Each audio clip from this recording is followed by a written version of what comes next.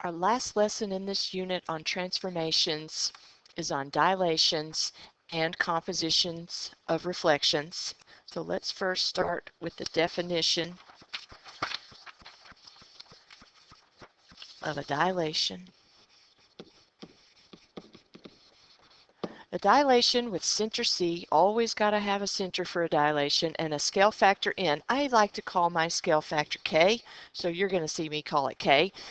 I think maybe your book called it N, that's why I put that in there. But anyway, you always got a scale factor for a dilation.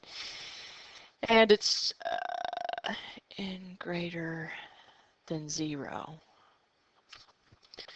Right, N has to be greater than 0, which means it's just not going to be negative. There's no such thing as a negative scale factor, okay? So dilation with center C and a scale factor of K that's greater than 0 is a transformation with these two properties. The image of C, which is its center, is itself, so C equals C prime. No matter, even after the dilation, the center is still going to be where it was in the first place. And for any other point R prime is on CR, and I'm going to explain this to you in a minute, ray CR, and CR prime, and this is right here too, I'm just rewriting it, CR prime equals the scale factor times the length of CR, or K, the scale factor itself, equals the length of CR prime divided by CR. And I realize that's hard to take in right now, but that's just going to help us to look at two figures, a dilation, and determine what the scale factor is. And you'll be good at that in just a moment. So this is showing you here, right? Here's my scale factor. Here's my center of dilation. Okay, and so it's showing me that CR prime, here's CR prime, right here, CR prime. Here's CR, I'll do it in red. CR.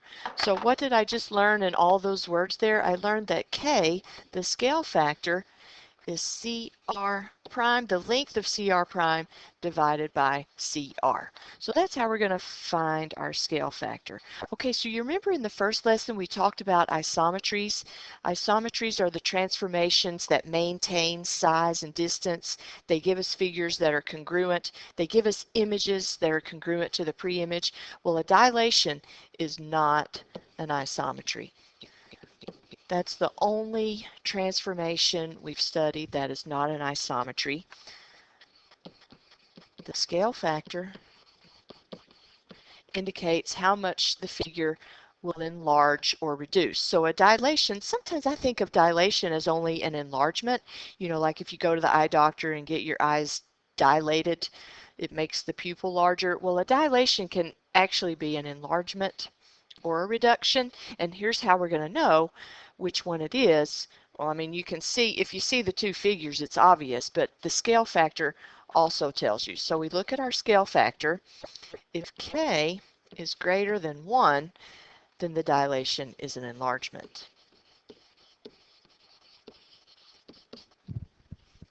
If K is between 0 and 1, and remember we said it can't be less than 0.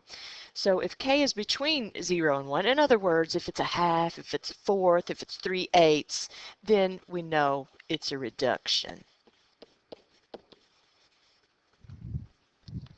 Okay, so let's look at these two little pictures down here.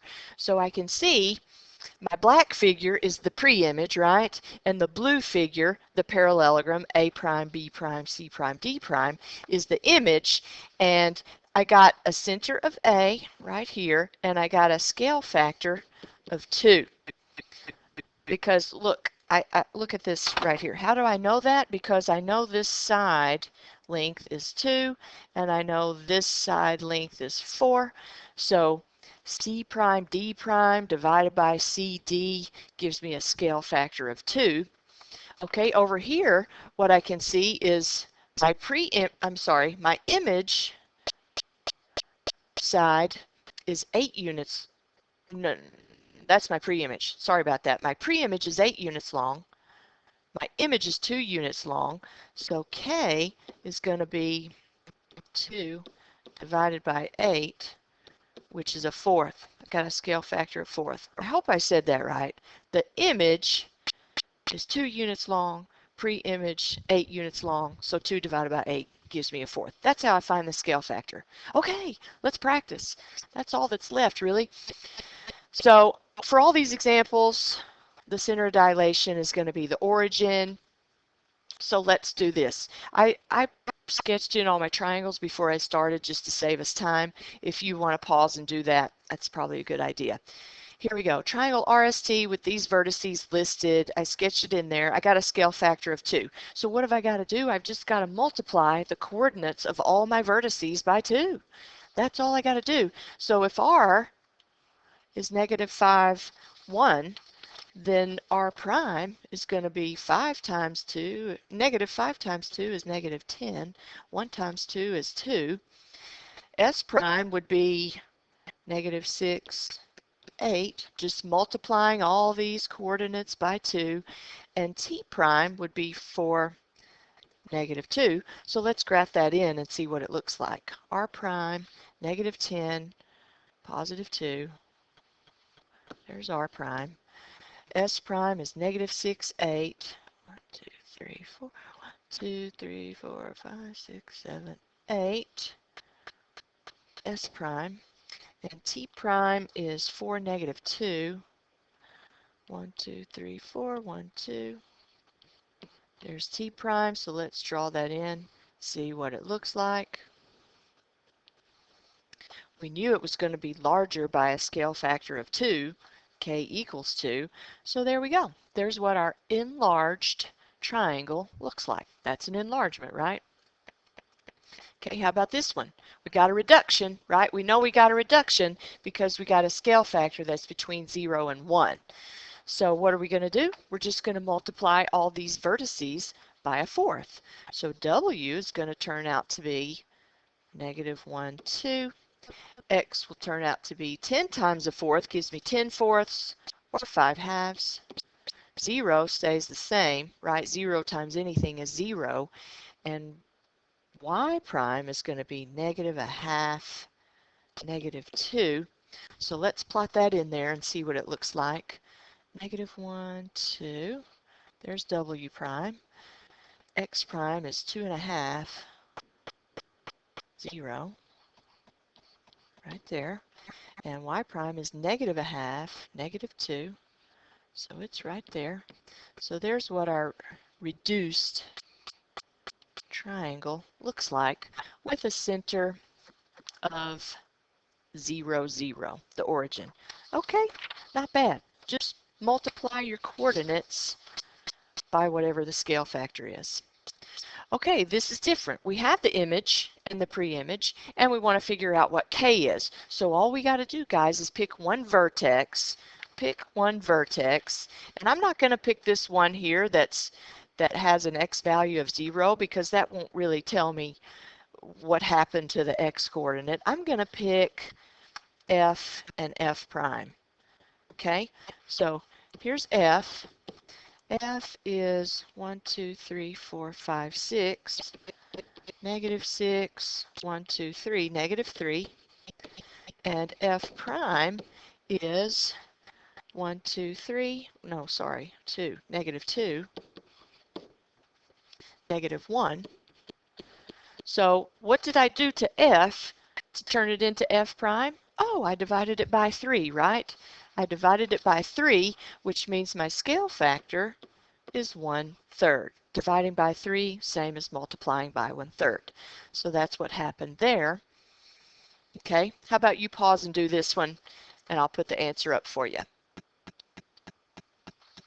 Okay, I used W. You could have used any of those vertices to get your scale factor. But if the pre-image is negative 2, 2 and the image is negative 8, 8, then that gives me a scale factor of 4. Okay, let's move on to compositions of reflections. A translation or rotation is a composition of 2 reflections. So in other words, to get the same effect as doing a translation or a rotation, I could just do 2 reflections. A composition of reflections across 2 parallel lines I could also accomplish by just doing a translation. or a glide, as we might call it. Translation is the same as a glide. Okay, so you can see from our picture, if I did a reflection across this line and then another reflection across this line, I would have had the same effect if I had just done a glide, a translation, right? That's all we're getting at here. A composition of reflections across two intersecting lines could also be accomplished by just doing a rotation. So you see, so here's my pre-image is blue. If I reflected it across this line here, that would be my image. If I reflected it again, that would be my image. I could have gotten that same image from the pre-image by just having done a rotation. That's all we're getting at. Okay, so there is a special kind of composition called a glide reflection, and as you might imagine, you take the pre-image, you translate it, then you reflect it, and that's the composition we're talking about. Okay, it's the composition of a translation and a reflection, and here's the only specific requirement is that the reflection line has to be parallel to the direction of the translation. So to be a true glide reflection, the line of reflection has to be parallel to the direction that you translated. So here's what that looks like. What is the image of triangle text over there for a glide reflection? So here's our glide. So let's do our glide first. Okay, we'll do the glide in green. So x is going to stay the same, the x values of all of our coordinates, and we're going to move them down 5. So let's move them down 5. 1, 2, 3, 4, 5. There's x prime. 1, 2, 3, 4, 5. There's t prime, and e prime, 1, 2, 3, 4, 5, is going to be right there. So there's my translation. Let me do this. I did that in green, so I'm going to change that color. I accomplished this in green, and that gave me x t prime, e prime, x prime. Okay, so I'm going to do the reflection. So my line of reflection is x equals 0, which is the y-axis, right? And now I'm going to do this part in red, reflection. So E double prime is going to be right there. T double prime, 1, 2, 3, 4, 5, 1, 2, 3, 4, 5. And X is 2 units away. So X double prime is going to be right there. So there's that glide reflection. And remember what makes it a true glide reflection. Remember my glide went this way, and the line of reflection has to be parallel, which it is. Line of reflection has to be parallel to the glide. I think that's about it for this lesson. I assigned you some problems from your textbook to do for practice, so we'll look at those next time in class.